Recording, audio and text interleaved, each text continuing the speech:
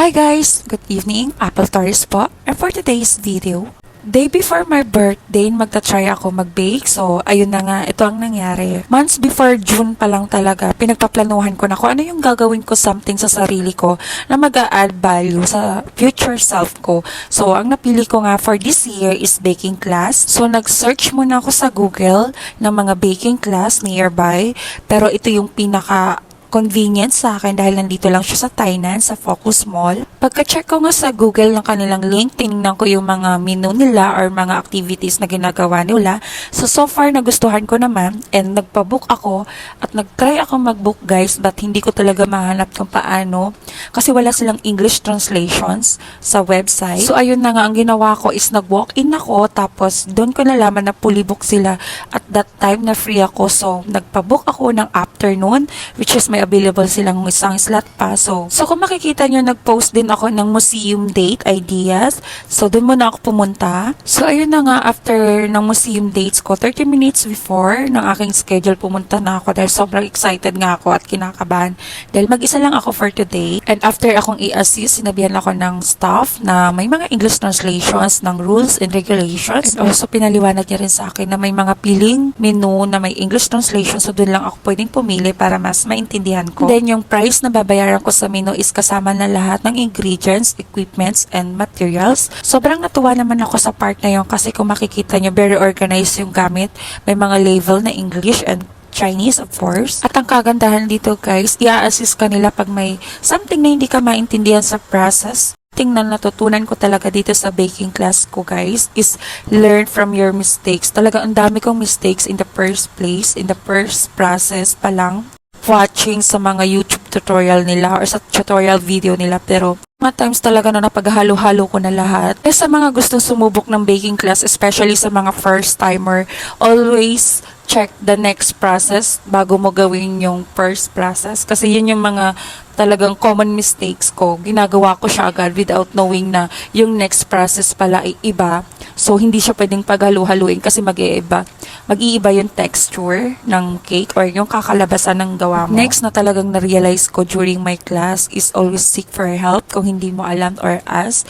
At wag kang mahihiyang magtanong kasi you'll learn from it. So, kung makikita nyo sa video na yan, talagang naguluhan ako sa oven at microwave. Buti na lang tinulungan ako ni Mimi kasi nakita niya siguro wondering ng person. After ko nga ilagay sa microwave and then ito na po yung kinalabasan niya. So, magne-next process na naman ako. Akala ko after bake tapos na, hindi pa pala. So, ayun na nga, 16 out of 32 process pa lang or step pa lang ang nagagawa ko. So, na-stress ako sa part na yan. Kasi akala ko mas mahirap yung next process pero connected lang pala siya sa first process. So, kung talagang kailangan mo lang siyang tandaan at kailangan mo lang talagang sundan yung kanilang video tutorial kasi talagang maliligaw kapag hindi mo na sundan lahat. Kung makikita nyo guys, sobrang seryoso na ako niyan kasi kailangan ko nang madaliin dahil mag-overtime na ako sa 2 hours lang na pinag-usapan namin na limit na pag-bake mo or ng class mo. At the same time, sobrang excited ako guys kasi dati napapanood ko lang siya sa TikTok or sa mga YouTube vloggers na nagbe-bake na mga simpleng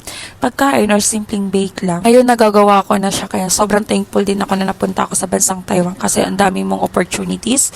Kasi kung nasa Pinas pa rin ako guys, hindi ko ito magagawa kasi syempre manghihinayang ka din sa ibabayad mo sa class. Kung gusto mo naman matuto, wala ka naman masyadong equipment sa bahay nyo kasi as per someone na mahirap lang, hindi talaga natin afford magkaroon ng mga baking equipment sa bahay. So nandito na ako sa part na nag-wipe na ako ng coffee and by the way guys, ang ginagawa ko nga pala ay isang tiramisu lang yung parang pinaka-basic o madali nilang gawin for the first timer. And then, naglagay na rin ako ng cinnamon on top. At ito naman yung pinaka-challenging part ng aking baking class, guys. Hindi ko ma-remove yung parchment paper na tinatawag dito sa bread para mag-intact. So, ang dapat palang gawin dyan guys, according to Google, is basain mo lang ng konti pero hindi basang-basa para ma-remove yung parchment paper. Next na share kong pagkakamali is dapat pala sobrang dami ng coffee syrup kasi para damang-dama mo yan. Tiramisu na matapang and strong coffee flavor but syempre depends naman sa panlasa mo. And then nandito na ako sa 28 over 32 steps. Andito ko na-realize yung mga mistakes ko in the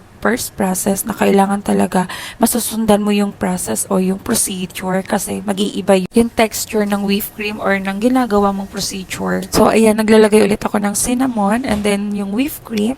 Nagkukwentuhan na nga kami dyan ni Meme kasi malapit na ako mag-overtime. Sabi ko nga, mukhang hindi ito yung tiramisu na alam ko, but still, baka next time babalik na lang ako, ulitin ko ulit. Ito na nga po yung outcome, guys. So, mukha namang okay, pero may isa akong mistake dyan, guys. Tinanggal ko yung plastic na mag-hold sa tiramisu. So, napailing na lang ako, guys. Nagpatulong na nga ako para matapos na rin ako. So, ang ginawa niya, freeze niya yung towel, then in-unhold niya. And then, ito na po ang kinalabasan. So, with free box din siya. So, kahit yung box ng cake, hindi ko rin alam paano i-assemble. So, ayan, nagpatulong ulit ako paano i-fold yung box or i-assemble. And then, eksaktong 7:30, natapos din ako sa wakas. And thank you guys for watching my video today. And I hope may natutunan kayo for today. And soon, sana matry nyo din yung ganitong mga activities, especially kayo yung taong na willing to learn and experience new adventures in life.